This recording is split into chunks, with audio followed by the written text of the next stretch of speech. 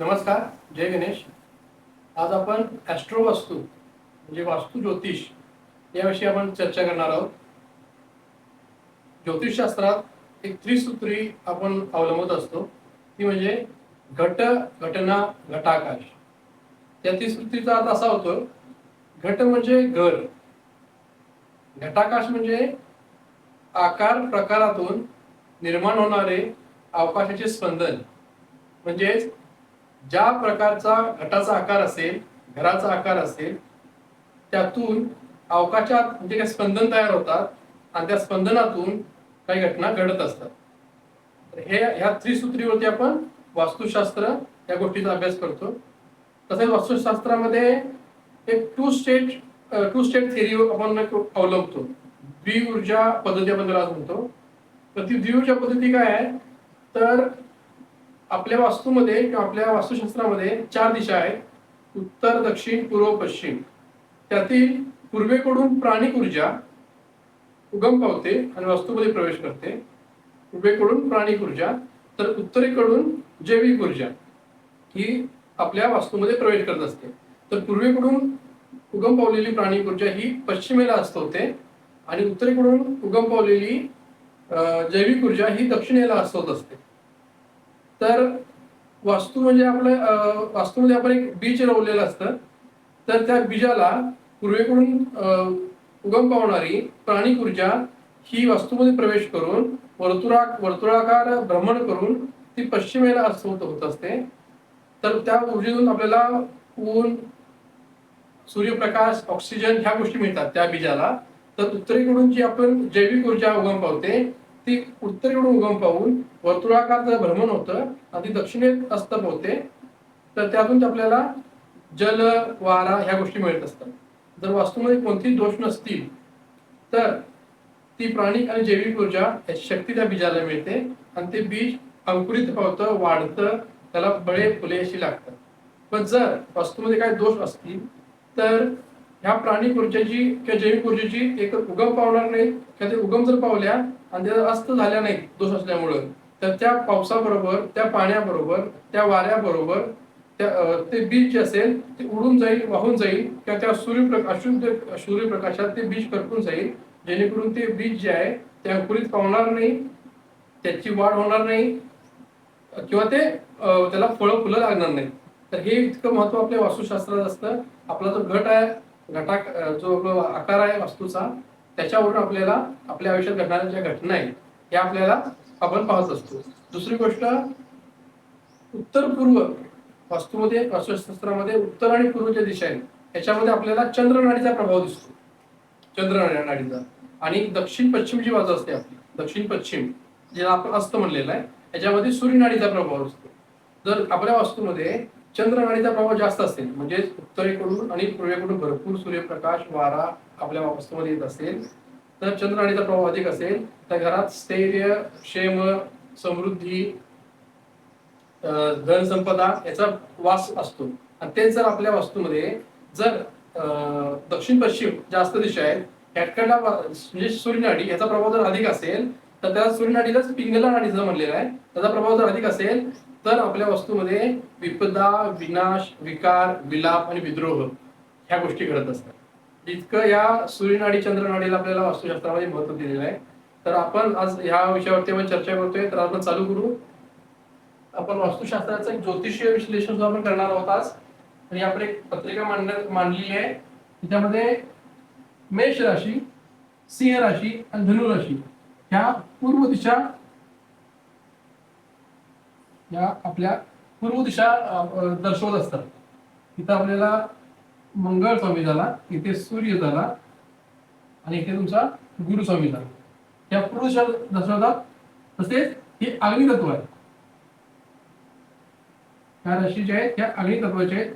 पूर्वेकडून आपण अग्नितत्व बघतो. पूर्व दिशा ही अग्नितत्व दर्शवते. आपली 1, 5 आणि 9 लिहितील आपल्या पत्रिकेतील स्थान. त्याचबरोबर दुसरं स्थान, तुमचं 6वं स्थान आणि 10वं स्थान ह्या तुमच्या दक्षिण दिशा दर्शवतात. नंतर दक्षिण दिशा तुमची दुसरं स्थान, 6वं स्थान आणि 10वं स्थान ह्या तुमच्या पृथ्वी तत्वाच्या जागा आहेत. पृथ्वी तत्व आहे याच्यामध्ये काय आहे? पृथ्वी तत्व.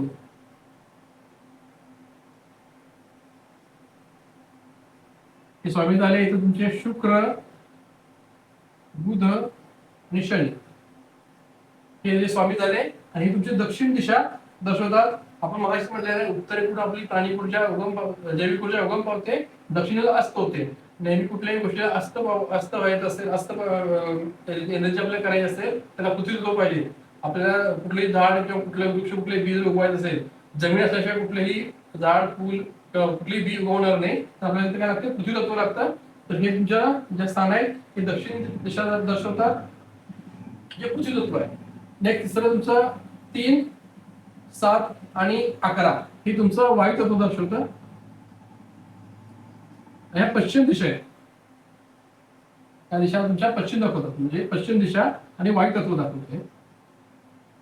तिचे स्वामी झाले तुमचे बुध, शुक्र आणि शनी, हे स्वामी असतात ह्या दिशेचे. आणि तुमचे काय दाखवतात? ते वायू तत्व दाखवतात. आणि शेवटचं तुमचं जलतत्व असतं, तुमची जलतत्व. आणि तुमची ही उत्तर दिशा असते. 4, 8 आणि 12 उत्तर दिशा, जलतत्व. स्वामी झाले चंद्र, मंगळ आणि बुध. तर ह्या आपल्या दिशा ज्या आहेत ह्या 4 तत्वामध्ये विभागले गेले आहेत. थोडक्यात सांगतो. एक अग्नी, पृथ्वी, जल, वायू आणि जल, या 4 तत्वामध्ये आपल्या ह्या दिशा विभागलेल्या असतात. आपल्याकडे 4 दिशा आहेत. मुख्य दिशा, 4 उपदिशा आहेत आणि आपल्याकडे 8 आणि उपदिशा असतात. त्या आपण दाखवायचा प्रयत्न केलेला आहे. आपल्याला माहित आहे पूर्व, पश्चिम, उत्तर, दक्षिण या मुख्य दिशा झाल्या.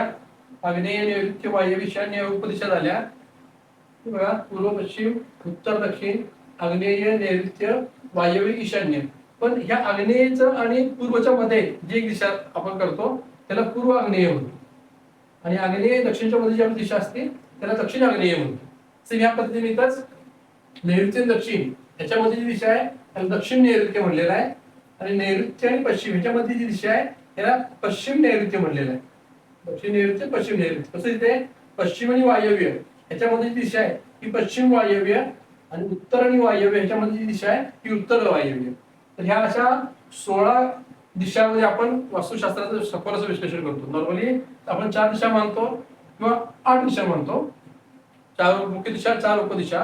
पण वास्तुशास्त्रामध्ये आपण सखोल अभ्यास करायचा असेल तर आपल्याला ह्या 16 दिशांचा अभ्यास करावा लागतो. 16 दिशामध्ये आपल्याला आपण एक आपला ह्याचा एक ग्रेडेड वास्तू प्लॅन बनवायचा असतो. तो प्लॅन बनवला त्यामध्ये कोणत्या दिशेमध्ये काय येते थोडक्यात सांगतो मी.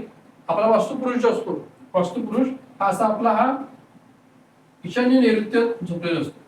वास्तूमध्ये ईशान्य नैऋत्य आपला वास्तुपुरुषला झोपलेला असतो. ईशान्य त्याचं डोकं असतं, तर त्याचे नैऋत्य त्याचे पाय असतात. नैऋत्य त्याचे पाय असतात, त्याच्या पाठीवरती आपली वास्तू उभी असते. तर ईशान्येला तुमच्या सगळ्यात 16 दिशामध्ये सगळ्यात पवित्र दिशा ही ईशान्य दिशा. सगळ्यात पवित्र दिशा आपण जी म्हणतो ती ईशान्य आहे. याच्यामध्ये आपण दैवघर करतो, ध्यान धारणा, ध्यान साधना, पूजा विधी काय करायची जागा ही आहे. ह्या ठिकाणी तुमचा जर काय दोष असतील, धरून चला तुम्ही टॉयलेट बनवलं, स्वयंपाकघर बनवलं तरी चालत नाही या ठिकाणी. तर ह्या असे जर दोष निर्माण झाले तर तो वास्तुपुरुषाचं डोकं आहे, हे शिर आहे, त्यामुळे काय होतं आपले काही न सुचणे, कार्य पूर्ण न होणे, निगेटिव्ह विचार डोक्यात येणे, अशा प्रकारची तुमच्या याच्यामध्ये घटना किंवा तुम्हाला समस्याचा सामना करावा लागतो. किंवा वायव्य दिशा, जर वायव्य दिशेमध्ये आपल्याला दोष असतील, वायव्य दिशा म्हणजे काय? वायव्य दिशा ही फ्लशची जागा आहे, फ्लश विसर्जनाची जागा आहे. तर वायव्यला आपला सेप्टिक टँक असावा, वायव्यला आपलं शौचालय असावं. तर ह्या ठिकाणी जर तुम्ही हे केला, झोपायचे विधी जर झोपत असाल, शयनकक्ष विधी जर केला तर जास्त वेळ विधी आहे शयनकक्षात जर तुम्ही राहत असाल, झोपत असाल जास्त वेळ, तर तुमच्यात काय होणार आहे? तर तुमच्या याच्यामध्ये वायू तत्वाचं प्रमाण जास्त राहणार, अशुद्ध वायू. त्यामुळे तुमच्या याच्यामध्ये थायरॉइड किंवा तुमचे निगेटिव्ह एनर्जी, डिप्रेशन या गोष्टी तुम्हाला वायव्याकडून बघायला मिळतात. तसेच आग्नेय दिशा ही अग्नितत्वाची दिशा आहे. ह्या साईडला तुमचं अग्नी पाहिजे, स्वयंपाकघर पाहिजे, ह्या गोष्टी लागतात आपल्या अग्नीला. इथं तुम्ही शौचालय वगैरे केला किंवा अग्नी कट असेल, अशा का तुमचे दोष जिथे तयार झाले, अग्नीचं म्हणजे काय, जे पचन, ऊर्जा निर्मिती ह्या क्षेत्राशी ते संबंधित आहे. हे जर झालं तर घरात आरोग्य बिघडायची शक्यता होते, आरोग्य बिघडायला चालू होतं, घरातील महिलांचं आरोग्य बिघडतं. अशी दोष तुम्हाला ह्या सगळ्या दिशांमध्ये असतात. तर आपण ज्योतिष दर्पण मधून जेव्हा वास्तू व्हिजिट करतो किंवा वास्तूमध्ये आपण ज्यावेळी काम करतो तर आपण 16 दिशांचा ग्रेडेड प्लॅन बनवतो. वास्तूचा पहिला मध्य काढायचा, तिथं ग्रहस्वामीचं मध्य, मध्यावरून आपण 16 दिशा मार्क करून घेणार. त्यानंतर आपल्या वास्तूमध्ये कोणत्या दिशेला काय गोष्टी असतील याचा आपण विचार करून त्याच्यावरती आपण योग्य असे उपाय किंवा आपण सुचवत असतो. तर हे याच्यामध्ये ह्या ज्या दिशा आहेत, ह्या सगळ्या दिशा ह्या तुमच्या 3 तत्वामध्ये विभागले गेलेले आहेत. एक म्हणजे तमस, सत्व आणि रजस, हे 3 तत्व आहेत तुमचे. तर दक्षिण, नैऋत्य आणि पश्चिम ही जी दिशा आहे, दक्षिण, नैऋत्य, पश्चिम, हे तमस गुण दर्शवतात. तमस ह्या दिशा आहेत, ह्या तुमच्या तमस गुण दर्शवतात. तमस म्हणजेच नकारात्मक ऊर्जा, नकारात्मक दिशा आहेत. ह्या दिशांमध्ये दोष निर्माण झाले दक्षिण, नैऋत्य, पश्चिम मध्ये, तर तुमचे तामसिक सगळे निर्णय असतील किंवा तुमचं वागणं तामसिक असतं, नकारात्मक तुमच्या अंगामध्ये असतं. तसंच उत्तर, ईशान्य, पूर्व ह्या तुमच्या ज्या आहेत त्या सत्व दिशा, सत्व गुण दर्शवतात. सत्व म्हणजे सकारात्मक, पॉझिटिव्ह. ह्या दिवशी तुमचं जर हे असेल, प्रवाही असतील तर तुमच्यामध्ये काय असणार आहे, सात्विक गुण तुमच्यामध्ये असणार आहे. आणि रजस गुण दाखवते आग्नेय आणि वायव्य. आग्नेय वायव्य म्हणजे काय, रजस गुण दाखवतात. रजस म्हणजे क्रियाशीलता, फुल्ल निर्मिती. आग्नेय म्हणजे आग्नेय दिशा असते, तर वायव्य म्हणजे वायू आहे. आपण जे म्हणतो ना अपान उपान, म्हणजे ह्या गोष्टी ह्या दिशेशी संबंधित असतात. तर हे तत्व झाली की आपण आयुर्वेदामध्ये वगैरे आपण बघितलेलं आहे कफ, पित्त, वात, हे सुद्धा आपण वास्तुशास्त्रामध्ये बघत असतो. कफ म्हणजे तुमचे वायव्य ते पूर्व ही जी आहे, हा पूर्ण भाग हा तुमचा कफ प्रवृत्ती दाखवते. कफ जर ह्या दिशेमध्ये तुमचे काही दोष असतील, वायूच्या दोषाला उत्तर वायूमध्ये काही दोष असेल, उत्तरेमध्ये दोष असेल किंवा ईशान्येमध्ये काही दोष असतील, तुमच्यामध्ये कफ प्रवृत्ती वाढीस लागते. कफ प्रवृत्ती म्हणजेच काय, त्याच्यामध्ये तुम्हाला काय होणार आहे, केस लवकर पांढरे होणे, तसेच तुमचं शारीरिक तक्रार, या गोष्टी तुम्हाला या कफ प्रवृत्तीमध्ये बघायला मिळतात. तसेच तुमचं पाचन बरोबर नसणे, थायरॉइड, या समस्या तुम्हाला कफ प्रवृत्तीमध्ये बघायला मिळतात. तर तुमचा पूर्व ते नैऋत्य हा जो भाग आहे, पूर्व ते नैऋत्य भाग, ह्या भागामध्ये तुमचे काय दोष असतील, म्हणजे तुमचं आग्नेयमध्ये, दक्षिणेमध्ये, पूर्व आग्नेयमध्ये काय दोष असतील, तुमची पित्त प्रवृत्ती वाढीस लागते. त्याच्यामध्ये काय होणार, अंगावर पोर उठणे, उष्णता, तुमचे ॲलर्जीज, असे त्रास तुम्हाला त्या पित्त प्रवृत्तीमध्ये हे बघायला मिळत असतात. आणि जर नैऋत्य ते वायव्य या भागात तुमचे जर काही दोष निर्माण झाले, पश्चिमेला, पश्चिम नैऋत्येला किंवा नैऋत्येला किंवा पश्चिम वायव्येला काही दोष जर निर्माण झाले तर वात प्रवृत्ती निर्माण होते. तर वात प्रवृत्तीमध्ये तुम्हाला ह्याच्यामध्ये ह्याच्याशी संबंधित गॅसेस संबंधित तक्रार किंवा आजार त्रास होण्याची किंवा उद्भवण्याची शक्यता असते. तर हे आयुर्वेद किंवा वास्तुशास्त्र किंवा ज्योतिषशास्त्र एकमेकांशी निगडीत आहे. तर आपण वास्तू व्हिजिट करत असताना, वास्तू व्हिजिट केल्यानंतर तुमचा 16 दिशेचा ग्रेडेड प्लॅन बनवून त्यानुसार आपल्या कोणत्या दिशेला काय जर दोष असतील तर याचा आपण योग्य असं सखोल विश्लेषण करून त्या पद्धतीने आपण उपाय दर्शवत असतो. तर ही तुम्हाला थोडक्यात आपण वास्तू ज्योतिषी दिलेली माहिती आहे. आपल्या माहिती आवडल्यास लाईक, शेअर, सबस्क्राईब करा. आणि काही तक्रारी असतील, पर्सनल काय तक्रार असतील तर डिस्क्रिप्शन मध्ये मी मोबाईल नंबर दिलेला आहे, तुम्ही कॉन्टॅक्ट करू शकता. धन्यवाद.